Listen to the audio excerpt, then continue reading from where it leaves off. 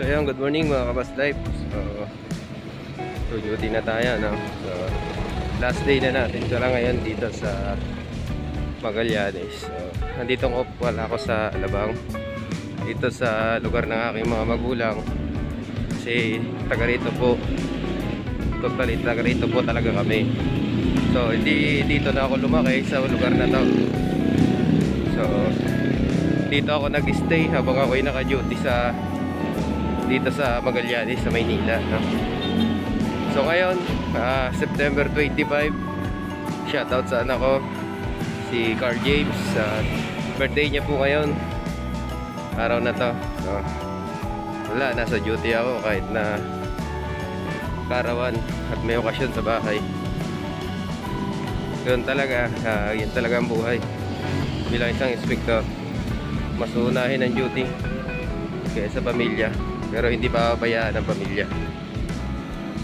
So ngayon ito, on the way na ako papuntang Magallanes.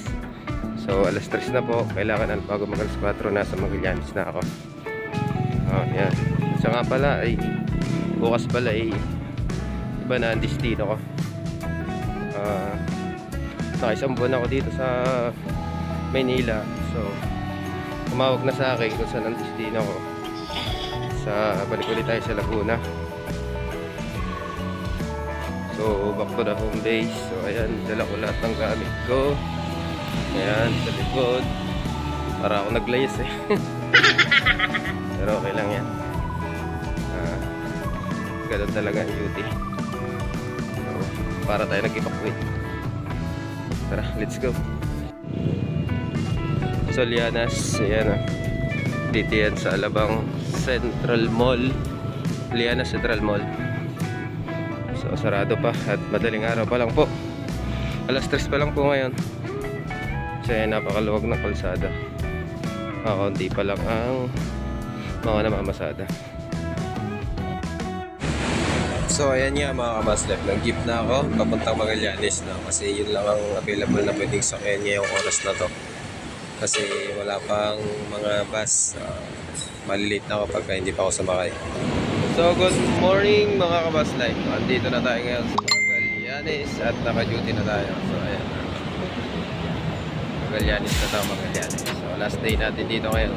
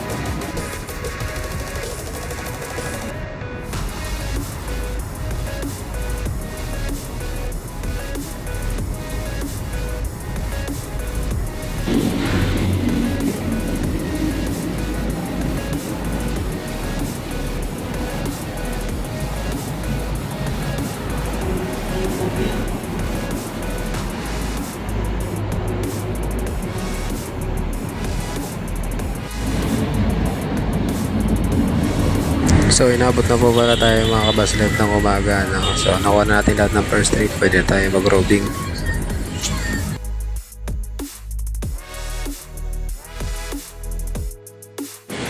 So sila po yung mga kasama kong inspector ko dito sa Magallanes na naka-duty. So merong Jack, merong BBL, St. Cruz, Reynalyn, at marami pa mga kabaslife. So ganyan po kami dito.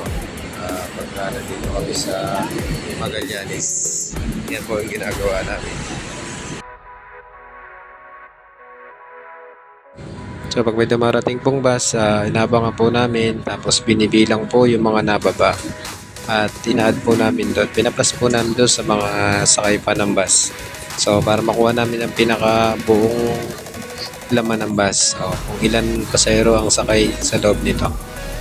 So halos lahat po kami na inspector na dyan, ganyan po ginagawa. So ayan, habang binibilang po namin yung mga bumababa. So hindi ko lang po mabidyohan yung sarili ko kasi wala po naman akong taga-video sa akin. So kaya yung ibang kasama kong inspector dito, yun na lang po ang aking binibidyohan.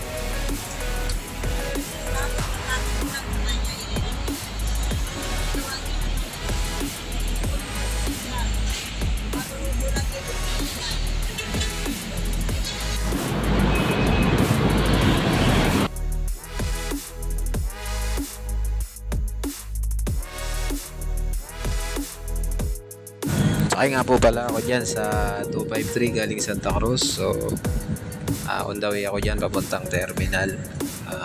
Inabangan ko yan sa Magallanes. So, nakapag-inspection tayo dyan.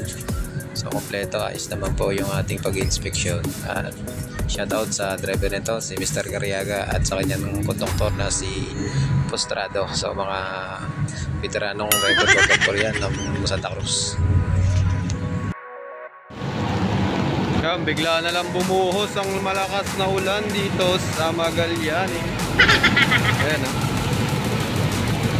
Kapunta ako Magallanes mga kabas live. Umuulan. Umuulan-ulan.